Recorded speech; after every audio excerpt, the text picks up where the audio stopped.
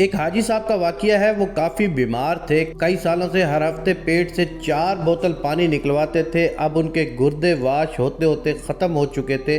ایک وقت میں آدھا سلائس ان کی غذا تھی، سلائس لینے میں بہت دشواری کا سامنا تھا۔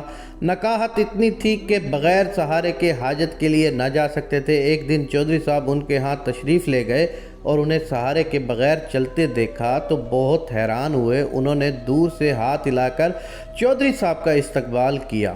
چہل قدمی کرتے کرتے حاجی صاحب نے 10 چکر لان میں لگائے، پھر مسکرا کر ان کے سامنے بیٹھ گئے۔ ان کی گردن میں صحت مند لوگوں جیسا تناؤ تھا۔ چودھری صاحب نے ان سے پوچھا کہ یہ معجزہ کیسے ہوا؟ کوئی دوا، کوئی دعا، کوئی پیتھی، کوئی تھراپی، آخر یہ کمال کس نے دکھایا؟ حاجی صاحب نے فرمایا، میرے ہاتھ میں ایک ایسا نسخہ آیا ہے کہ اگر دنیا کو معلوم ہو جائے تو سارے ڈاکٹر حکیم بے روزگار ہو جائیں، سارے ہسپتال بند ہو جائیں اور سارے میڈیکل سٹوروں پر تالے لگ جائیں۔ چودھری صاحب مزید حیران ہوئے کہ آخر ایسا کون سا نسخہ ہے جو ان کے ہاتھ آیا ہے۔ حاجی صاحب نے فرمایا کہ میرے ملازم کی والدہ فوت ہو گئی، میرے بیٹوں نے عارضی طور پر ایک 6-7 سالہ بچہ میری خدمت کے لیے دیا۔ میں نے ایک دن بچے سے پوچھا کہ آخر کس مجبوری کی بنا پر تمہیں اس عمر میں میری خدمت کرنا پڑی؟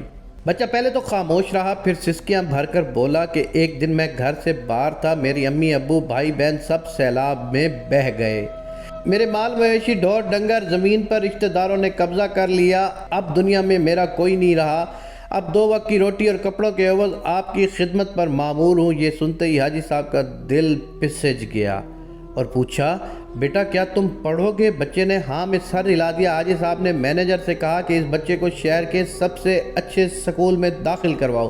بچے کا داخل ہونا تھا کہ اس کی دعاؤں نے اثر کیا، قدرت مہربان ہو گئی۔ میں نے 3 سالوں کے بعد پیٹ بھر کر کھانا کھایا۔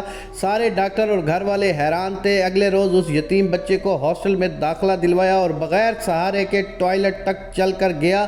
میں نے مینیجر سے کہا کہ شہر سے 5 ایسے اور بچے ڈھونڈ کر لاؤ جن کا دنیا میں کوئی نہ ہو۔ پھر ایسے بچے لائے گئے، انہیں بھی اسی اسکول میں داخل کرا دیا گیا۔ اللہ تعالیٰ کے فضل سے آج میں بغیر سہارے کے چل رہا ہوں، سیر ہو کر کھا پی رہا ہوں اور کہکے لگا رہا ہوں۔ آئی سب سینہ پھلا کر گلاب کی کیاریوں کی طرف چل دیے اور فرمایا، میں اب نہیں گروں گا جب تک یہ بچے اپنے قدموں پر کھڑے نہیں ہو جاتے۔